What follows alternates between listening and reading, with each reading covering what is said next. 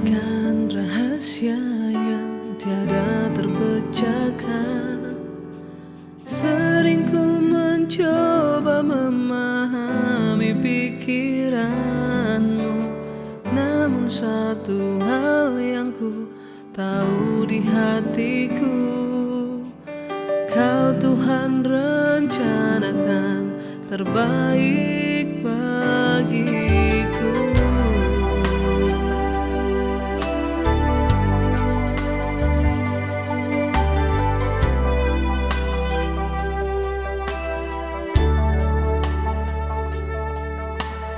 Bagaikan rahasia yang tiada terpecahkan, sering ku mencoba memahami pikiranmu.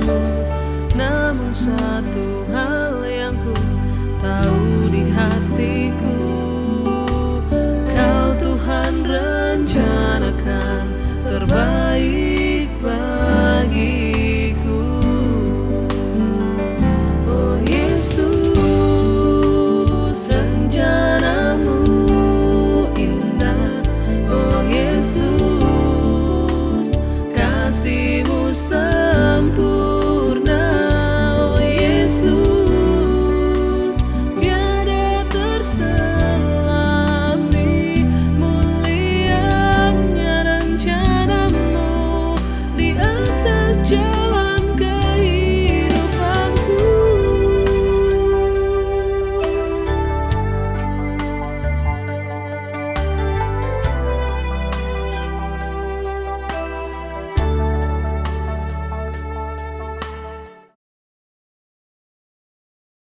Tuhan Yesus, terima kasih Tuhan untuk penyertaan-Mu Tuhan di sepanjang hidup kami Tuhan, untuk segala kebaikan yang Engkau berikan kepada kami Tuhan, untuk berkat-berkat yang baru setiap harinya Tuhan. Kami bersyukur Tuhan, kalau sekarang kami ingin memuji nama-Mu Tuhan, berkati agar semuanya berjalan dengan rencana-Mu Tuhan.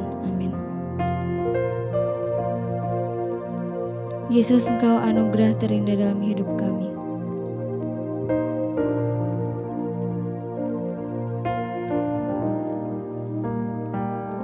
Yesus, Kau anugerah terindah dalam hidupku. Kau sungguh berarti di setiap jalanku, dan anugerah-Mu selalu mempesonaku. Yesus, Kau terbaik. Yesus, Kau termanis di dalam hidupku. Yesus, Kau anugerah terindah dalam hidupku. Kau sungguh berarti di setiap jalanku. Anugerah-Mu selalu mempesonaku. Yesus, Kau terbaik. Yesus, Kau termanis di dalam hidupku. Yesus, Kau anugerah terindah dalam hidupku. Kau sungguh berarti di setiap jalanku. Selalu mempesonaku. Yesus, Kau terbaik. Yesus, Kau termanis di dalam hidupku. Yesus, Kau anugerah terindah dalam hidupku. Kau sungguh berarti di setiap jalanku. Anugerah-Mu selalu mempesonaku. Yesus, Kau terbaik.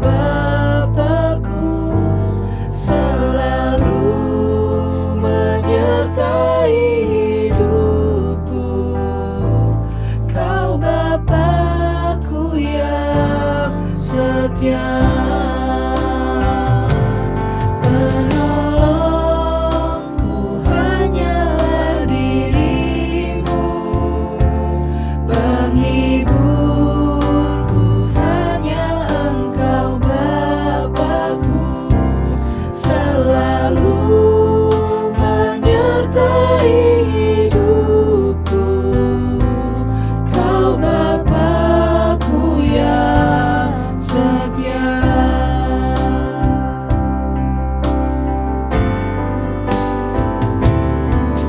Yesus, Yesus, Yesus, ku berseru.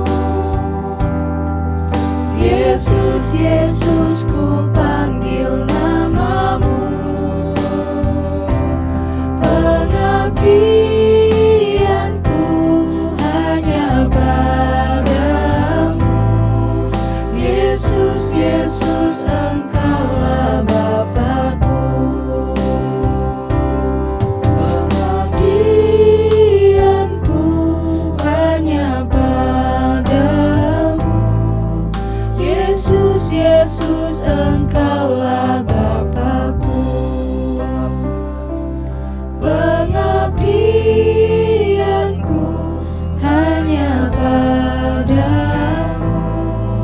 Yesus, Yesus, Engkaulah Bapa-Ku.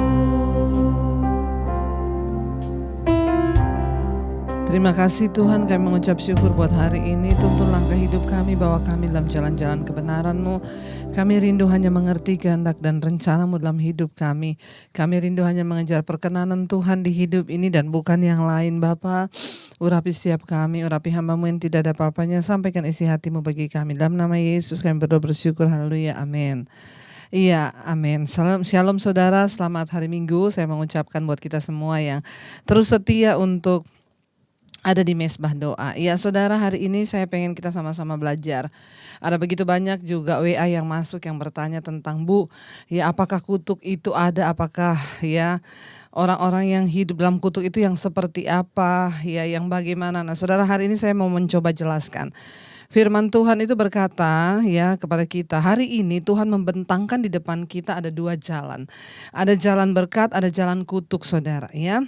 Ada jalan berkat, ada jalan kutuk. Kalau kita memilih berkat ya ada syaratnya tentunya. Kalau kita mau mengambil kutuk juga ya ada ya yang bisa mendatangkan kutuk atas hidup kita. Nah hari ini kita mau belajar. Saya berdoa biar semua yang kita belajar dari firman Tuhan ini boleh kita terapkan sehingga kita boleh mengalami berkat-berkat Tuhan. Ya, iya. Yeremia pasal 17 ayat yang kelima berkata begini saudara. Ya, Yeremia 17 ayat yang kelima. Beginilah firman Tuhan, terkutuklah orang yang mengandalkan manusia, yang mengandalkan kekuatannya sendiri dan yang hatinya menjauh daripada Tuhan. Ya, sebenarnya siapa sih orang yang akan hidup dalam kutuk Tuhan? Kutuk Tuhan itu ada? Iya ada. Saudara percaya atau tidak? Ada. Ya, karena dari perjanjian lama itu terus Tuhan berbicara tentang kutuk. Ya. Lalu apakah Tuhan jahat mengutuk kita? Enggak. Kenapa kita terkutuk? Karena kita yang memilih kutuk itu sendiri. Karena kita yang memilih jalan hidup kita. Nah hari ini kita berikan belajar. Kenapa seseorang bisa kena kutuk dalam kehidupannya dan hidupnya tidak diberkati? Yang pertama di sini dikatakan terkutuklah orang yang mengandalkan manusia. Ya, saudara, orang yang mengandalkan manusia itu terkutuk ya. Seringkali terlalu gampang kita berkata kita percaya pada Tuhan. Tetapi untuk mempercayakan hidup kita kepada Tuhan itu sungguh-sungguh itu sangat sulit. Kenapa? Karena Tuhan itu tidak kelihatan, sedangkan manusia itu kelihatan. Jadi kayaknya lebih gampang percaya kepada manusia daripada berharap kepada Tuhan ya. Terkutuklah orang yang mengandalkan manusia. Ya, firman Tuhan berkata orang mengandalkan manusia pasti kecewa enggak? Pasti kecewa. Dalam segala hal ya. Bukan cuma kecewa, bahkan terkutuk ya. Jangan taruh hidup kita kepada orang lain. Jangan menaruh sumber pertolongan kita kepada orang lain. Taruhlah hanya kepada Tuhan, saudara. Makanya maaf saudara ya, orang-orang yang datang kepada saya yang WA banyak loh. Ada loh orang-orang Kristen yang WA meminta uang, meminta pertolongan. Sorry saudara. Bukan saya tidak mau menolong, saya menolong banyak orang. Tetapi yang minta-minta begini ya, saya mau mengajarkan kita, ayo hidup berharap pada Tuhan. Saya dulu ketika meninggalkan keluarga saya tidak ada uang 1 sen pun di tangan saya, tidak pernah minta-minta uang kepada siapapun, saudara. Ya, saya berharap menaruh iman saya kepada Tuhan dan saya berusaha mengandalkan Tuhan. Dan yang saya dapatkan apa? Ya, saya melihat pertolongan, penyertaan Tuhan. Kalau engkau menaruh harapanmu pada manusia, ya engkau hanya akan melihat pertolongan dari manusia dan engkau tidak akan pernah bisa menemukan Tuhan. Engkau tidak akan pernah bisa bertemu dengan Tuhan. Coba, ketika engkau menghadapi persoalan masalah, datanglah kepada Tuhan. Jangan andalkan manusia. Contoh beberapa waktu yang lalu, ya ada ibu-ibu yang konseling kepada saya, Bu, doakan Bu, saya tuh rindu anak saya kuliah Bu. Tapi jujur memang biaya untuk dia masuk kuliah nggak ada karena ini lagi masa-masa untuk masuk sekolah. Saya bilang, Ibu berdoa Bu. Kalau Ibu hidup sungguh-sungguh dengan Tuhan, Ibu takut akan Tuhan. Ya jangan andalkan manusia Bu. Iya Bu, pasti kecewa, saya mau pinjam kepada saudara juga pasti saya kecewa. Ibu berdoa Bu, tidak ada perkara yang mustahil bagi Tuhan. Iya Bu Debbie, makanya saya juga terus setia mengikuti mesbah doa. Saya mau berharap pada Tuhan. Jadi gini Bu, kalau memang kehendak Tuhan anak Ibu itu kuliah, Tuhan pasti menyediakan. Kalau juga tidak, ya jangan kecewa, berarti memang belum waktunya Tuhan. Ya akhirnya dia berdoa, saudara. Enggak berapa lama, ya berapa minggu kemudian dia WA saya, Bu, terima kasih Bu. Ya benar Bu, Tuhan bekerja, dijawab. Kenapa? Ya tiba-tiba Bu dapat kabar anak saya menerima beasiswa untuk kuliah, jadi dia tidak perlu bayar. Iya kan saudara, coba kalau dia sudah pinjam ke keluarganya, dia sudah pinjam ke orang lain, dia tidak akan pernah melihat mujizat Tuhan. Kenapa sering kali kita tidak bisa melihat mujizat Tuhan di hidup kita? Karena kita mengandalkan manusia. Ya, karena kita selalu berharap pada manusia yang bisa tolong kita. Kita bisa lari kepada manusia, terkutuklah orang yang mengandalkan manusia. Jangan mengandalkan apapun ya.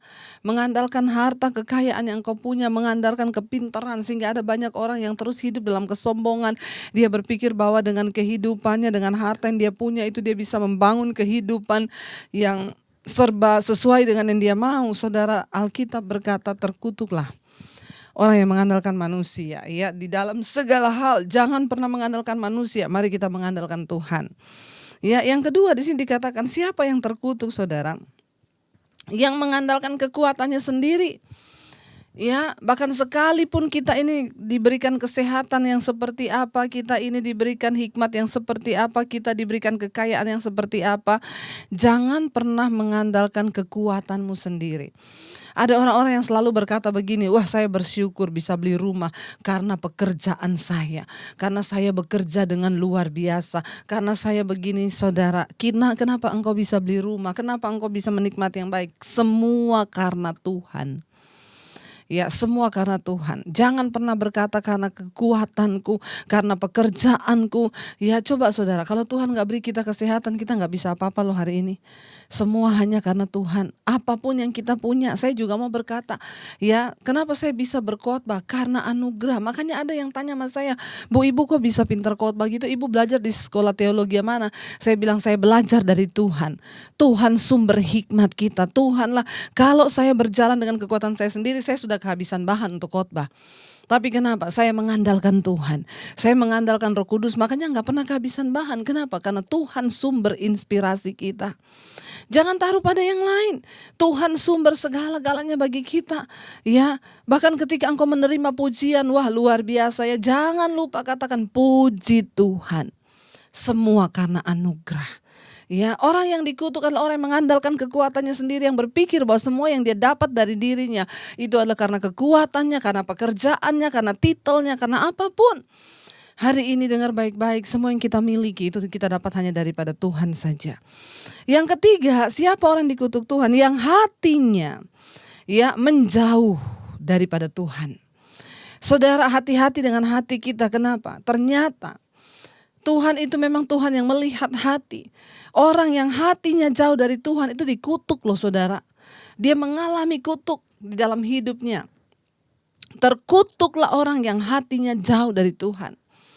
Karena itu penting kita menjaga hati kita. Ya Tuhan, kalau ada sesuatu yang tidak berkenan, ada kepahitan, amarah, kekecewaan, Tuhan kuduskan hatiku. Mau saudara salah, mau saudara benar, jaga hati kita. Kenapa? Waktu hati kita penuh dengan kebencian, iri hati, maka kita hidup dalam keadaan terkutuk loh saudara. Ya, makanya ayat yang ke-9 berkata begini saudara, ayat yang ke-9. Betapa liciknya hati, lebih licik daripada segala sesuatu. Hatinya sudah membatu, siapakah yang dapat mengetahuinya? Ayat 10, aku Tuhan yang menyelidiki hati, yang mengunci batin untuk memberi balasan kepada setiap orang setimpal dengan tingkah langkahnya, setimpal dengan hasil perbuatannya.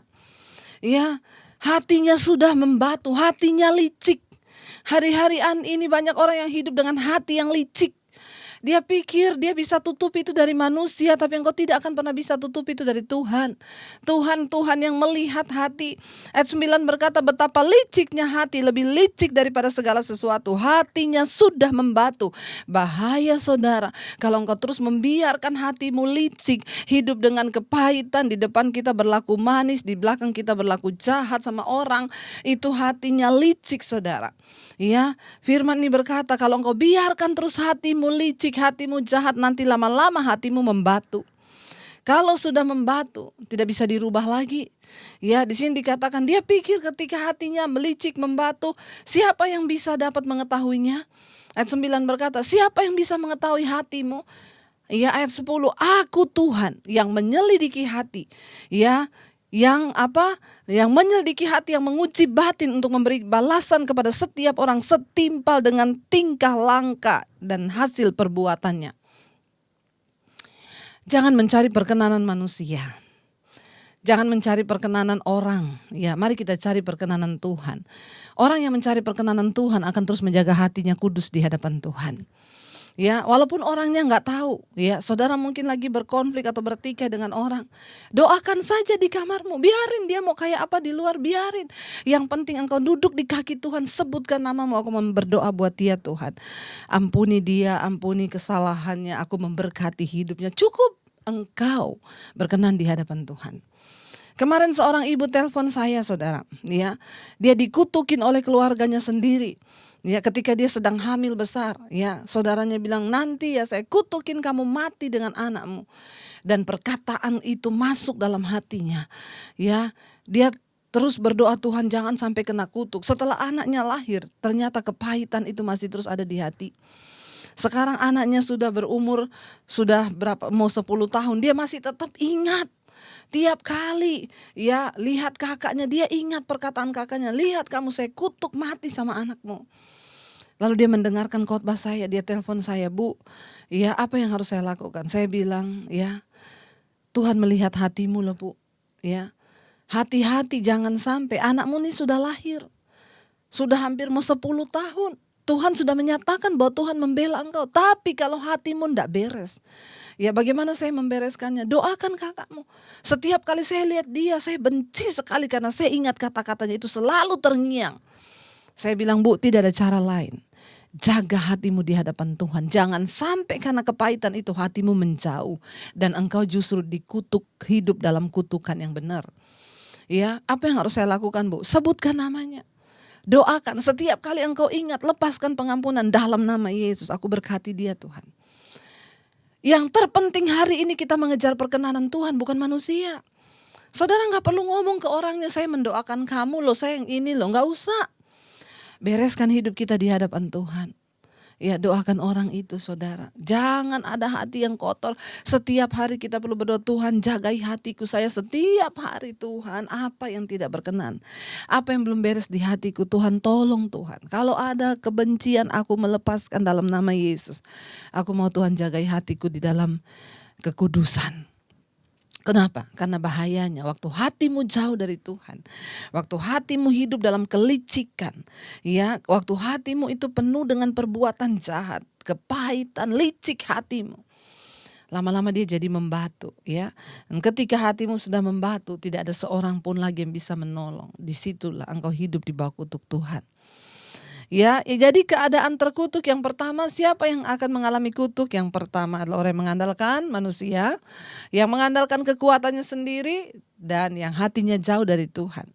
Ya, selidiki hatimu hari ini supaya kalau ada yang tidak berkenan kita berdoa, Tuhan kuduskan hatiku dalam nama Yesus, aku mau Tuhan hidupku berkenan. Lalu kita akan lihat saudara, ya kalau orang mengalami kutuk, hidupnya itu seperti apa sih tanda-tandanya orang yang hidup di bawah kutuk? Ya, orang yang hidup di bawah kutuk itu tanda-tandanya apa? Ayat yang ke-6 berkata di sana, ayat yang ke-6. Ia akan seperti semak bulus di padang belantara. Ia tidak akan mengalami datangnya keadaan baik. Ia akan tinggal di tanah angus di padang gurun, di negeri padang asin yang tak berpenduduk. Ya, keadaan terkutuk itu yang pertama. Orang itu ia akan seperti semak bulus di padang belantara. Ya, nggak berguna hidupnya saudara. Ya, buat orang lain juga nggak berguna. Ya, tidak berdampak. Semak bulus itu buat apa? Ya, di padang belantara hidupmu nggak berdampak. Ya, banyak orang nggak senang sama engkau. Kenapa hidupmu tuh nggak berdampak? Orang itu kalau hidupnya berdampak dicari banyak orang. Orang itu kalau hidupnya benar dicari banyak orang. Orang datang kepada dia memohon pertolongan, memohon bimbingan. Tapi kalau orang tidak berdampak hidupnya seperti semak bulus di padang belantara.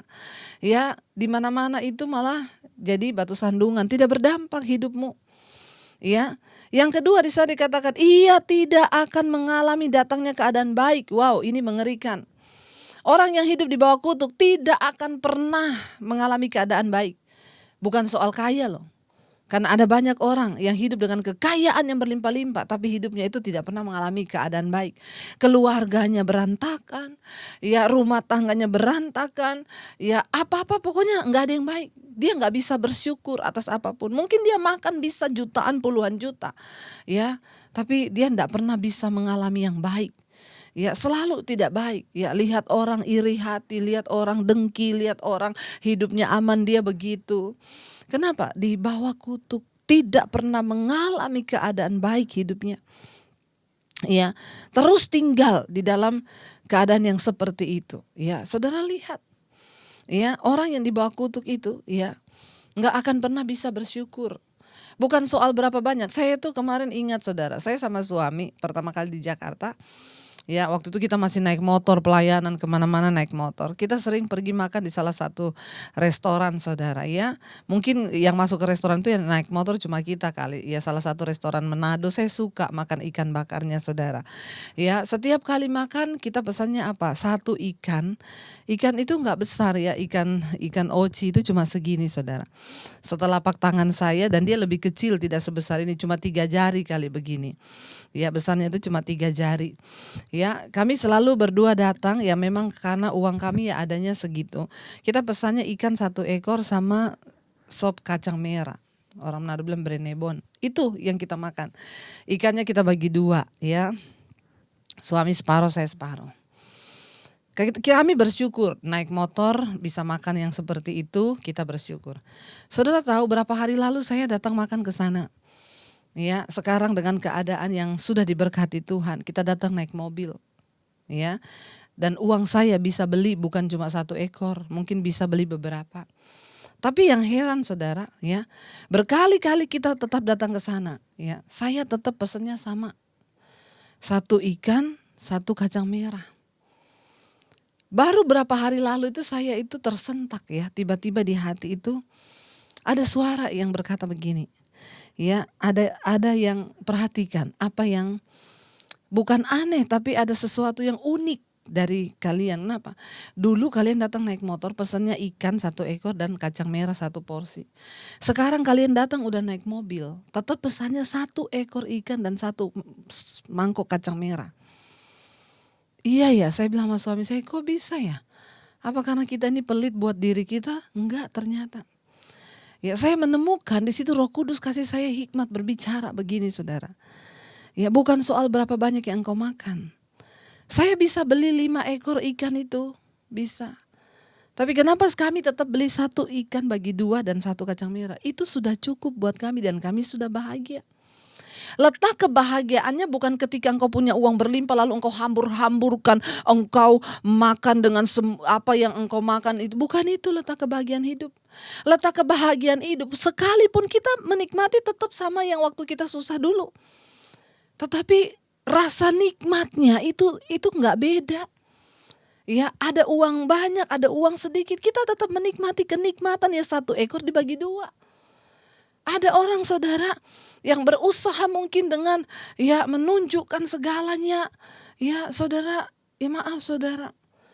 Orang kalau dalam keadaan terkutuk, engkau tidak akan pernah mengalami keadaan baik. Bukan karena engkau ya pamer hartamu, bukan waktu engkau beli barang mahal, bukan waktu engkau menghambur-hamburkan terus engkau bahagia, keadaanmu engkau merasa baik. Enggak. Bagi saya dan suami, kita makan 1 ekor ikan, 1 mangkok kacang merah, itu sama bahagianya dengan dulu waktu kita. Jadi rasa menikmati yang baik.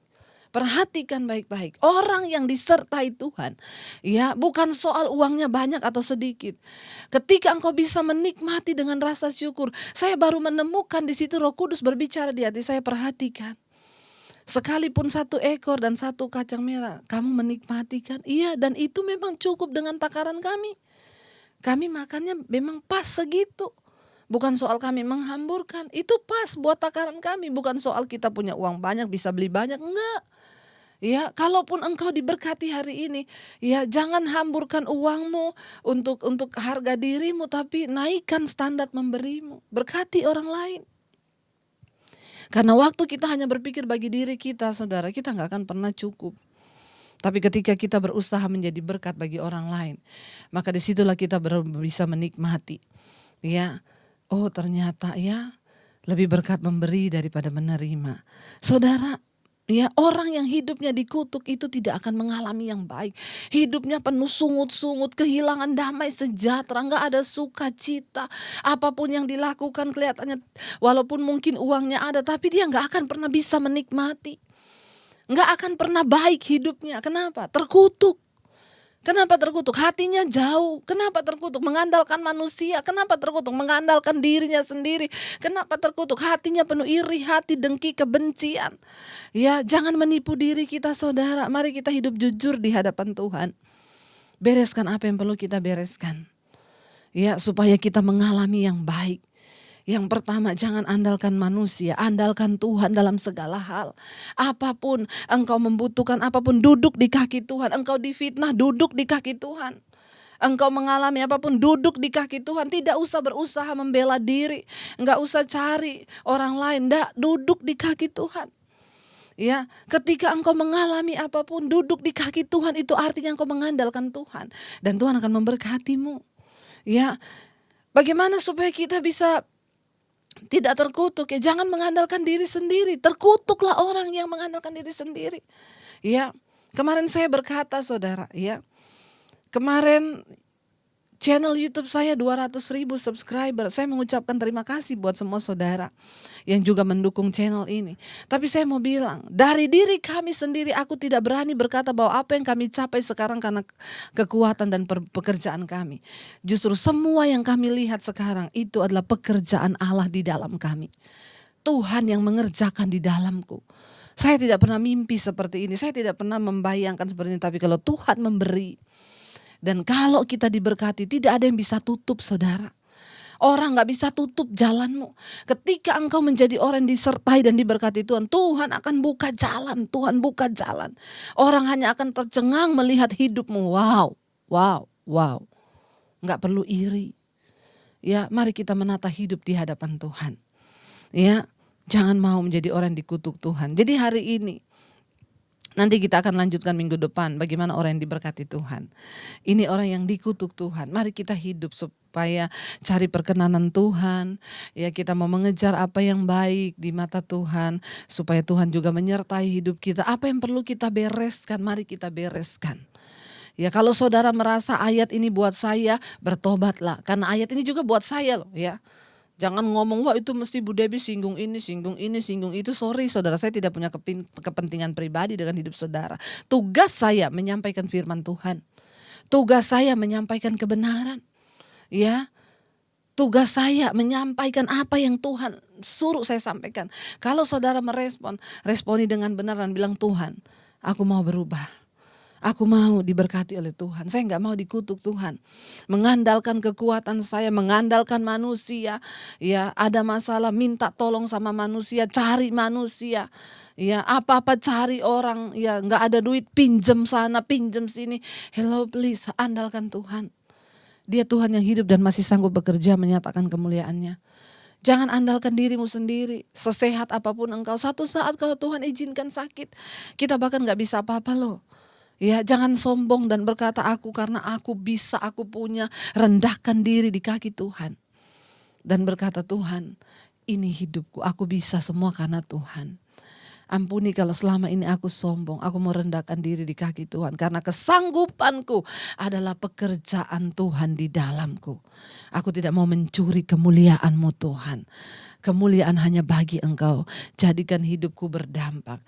Ya, yang terakhir jaga hatimu saudara. Jadi kalau hari ini saudara masih punya kepahitan, dendam, iri hati, sakit hati, lepaskan.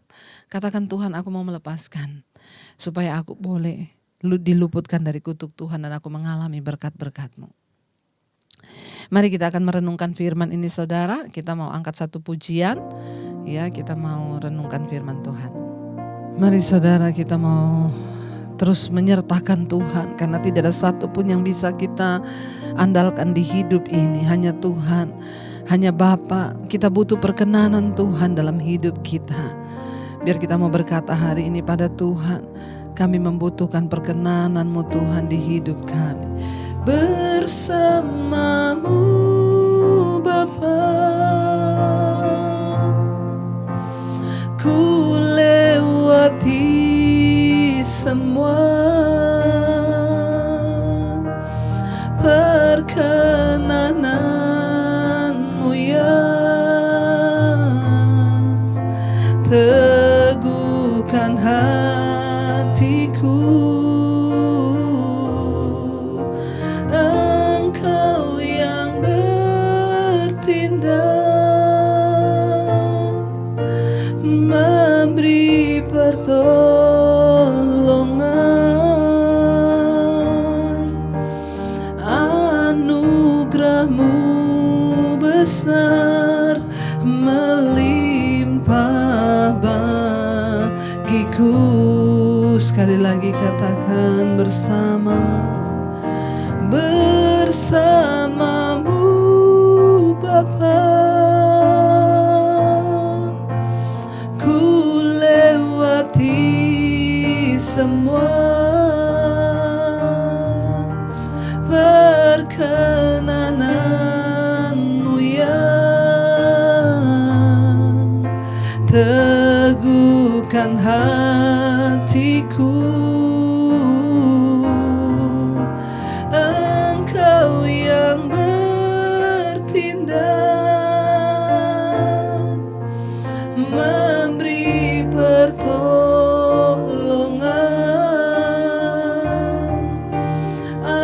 Anugerah-Mu besar, melimpah bagiku.